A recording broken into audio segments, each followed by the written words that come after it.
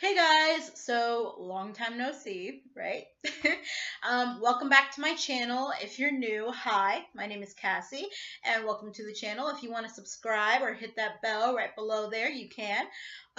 So pretty much, I know I haven't filmed in a long time. I sincerely apologize for that. I've been busy with a lot of stuff, which I will mention in this video, but if you've seen the title of this video, you'll know what this video is about. So this is my sophomore of college advice video. It's done. I finished my sophomore year of college. I actually finished a while ago, but I've been so busy during my summer that I had to put this video on hold. But yeah, I'm gonna be a junior in college. It's crazy. I actually start next week, so I'm like, I need to film this before I go back to school. So I'm gonna start my tips now. I actually have a list, so if you see me looking down, that's why. But here we go. So tip number one is pretty much the babying is pretty much over. So if you haven't noticed, like in your freshman year of college, you were kind of babied a little bit, or not really babied, but kind of like the faculty will always let you know where everything is, and they made sure you were accounted for and all that. If you count that as babying, sometimes I do, sometimes I don't. They kind of keep a watchful eye on you, which is good in most cases, but sometimes it can be considered as babying. That kind of stops your sophomore year a little bit. Pretty much what I mean is, what I've noticed my sophomore year is that I always knew more about the clubs and the events happening on campus, and then my sophomore year I knew less about them, or I found out last minute about them. They kind of was like, oh well, you've been here for a year, so you know you don't need to know about them anymore. But always, if you always need help with anything, or need help getting to place or whatever, you can always ask the school. You can always ask your school faculty. You can always ask student services. They can always be grateful to help you, no matter if you're a freshman or a senior. They'll always help you. All right. Tip number two is actually don't be afraid to sit alone. And I actually mentioned it in my freshman college advice video, so if you want to look at that, I'll leave it in the cards above. Pretty much, it's what it implies. Don't be afraid to sit alone or do anything alone. Sometimes you and your friends will have separate class schedules, and you won't be able to eat lunch together. I had that happen to me my sophomore year of college. My first semester, I ate lunch every day alone because my friends and I did not have the same schedule at all, but we said we'd have dinner together, so that kind of equaled it out. But sometimes that'll happen, or sometimes your friends will be interested in one event but you won't be interested in, or vice versa, and you just want to go to it, and it's fine to go alone.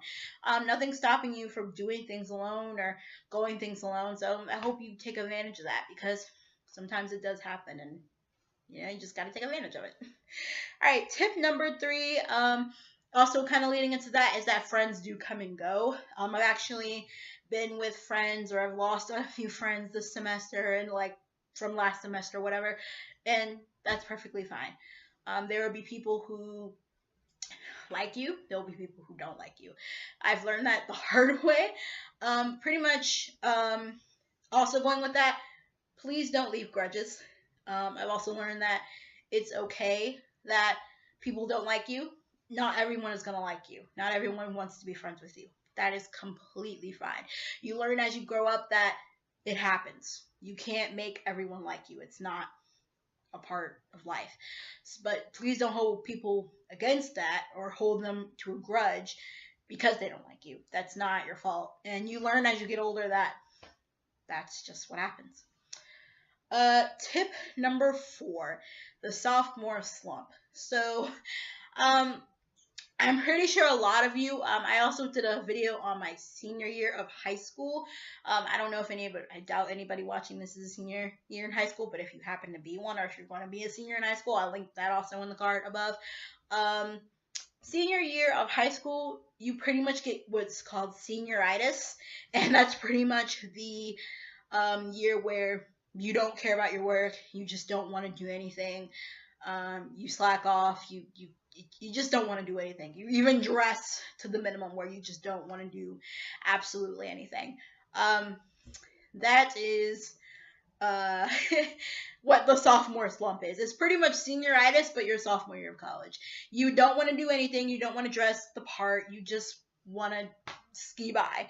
And please don't do that. Try to find other ways of doing the sophomore slump. I kind of had it my sophomore year of college for about a month or two. I just did not want to do my work. I did not want to go to class. I just was not feeling it. But what got me out of it, my friends kind of talked me like going places, and we kind of worked on our homework together. That also helped me.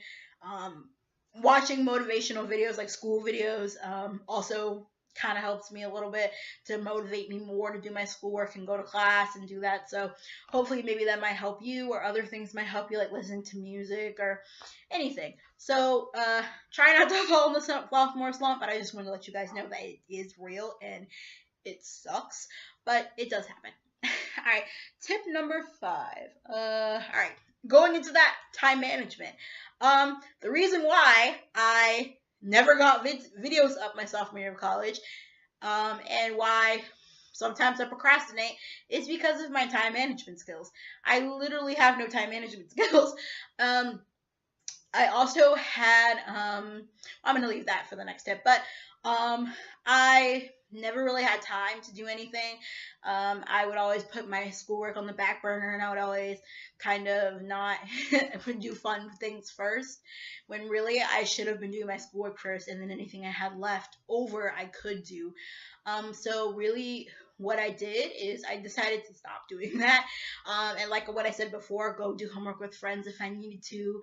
I would go do my laundry at earlier times. Like I would even leave my laundry to the last minute because I just didn't want to do my laundry either. So always try to find ways to fit in more time management. I would also get a planner. Planners also help you find times of when your homework is due, when you need to turn stuff in.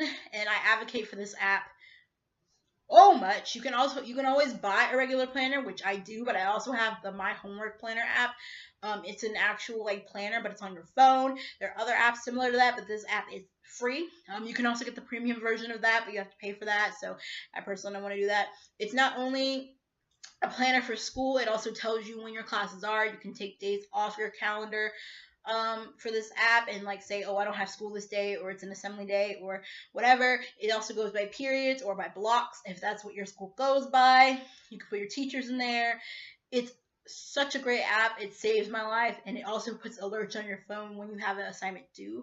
You can set it to be the night before, or the day after, or like 2 days before, a week before. I love it. It's great. So if you guys want to download that, it's available on Apple or iTunes, Google. It's also available on computers, tablets, like anything. It's absolutely great. I really advocate for that app. And going into that, my last tip, which is campus jobs. I actually got a campus job this year as well, which is why I couldn't film as well. My job on campus, I was actually doing federal work study, which is also a nice way. I work at the admissions office, and so I love doing that. It's absolutely great, but that also tied into my time. I never really had time to do homework as well. But I also days during when I didn't have to do much work, I did my homework during my campus work job. So that's also great. But having a job during school can also help put it on your resume. It shows that you have good character and good work skills, and you meet new people. You can meet new friends, especially when you have a school job, because a lot of people have school jobs. You get paid, obviously, and always you build nice skills like for the workplace, and for later on you can maybe get an internship later on in these fields as well. I know at my school in particular, I go to William Peace University, if you're actually new here to my channel, but we happen to need internships in order to graduate, so this sets me up nicely for that later. I also got a job over the summer as well, so that's also another reason why I couldn't film as much.